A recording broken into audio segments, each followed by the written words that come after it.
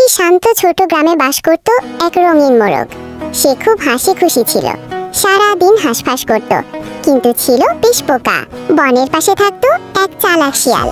সে খুব চালাকি করত আর খোঁজ করত কাকে ফাঁকি দিয়ে খাবার জোগাড় করা যায়। একদিন শিয়াল গ্রামের দিকে এলো। সে মোরগকে দেখে ভাবলো, এই তো সহজ শিকার। শিয়াল বলল, মোরগ ভাই, তোমার কুকুরুকু শুনে মন ভরে যায়, তুমি কি আমার বন্ধু হবে? মোরগ কিছু না ভেবেই হেসে বলল, হ্যাঁ হ্যাঁ, আমি হব তোমার বন্ধু।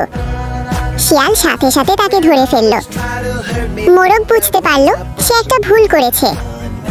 মোরগ ভয়ে ভয়ে বলল, দেখো, কুকুরটা আসছে। শুনেই শিয়াল ভয়ে কাঁপতে লাগলো। শিয়াল কিছু না ভেবেই দৌড়ে পালালো, আর মোরগ গাছে উড়ে বসলো, প্রাণে বাঁচলো।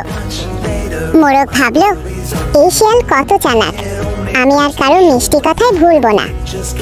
এইভাবে বোকা মোরগ বেঁচে গেল নিজের বুদ্ধি দিয়ে, আর শিখলো অচেনা কারো কথা শুনে কিছু করলে বিপদ হতে পারে।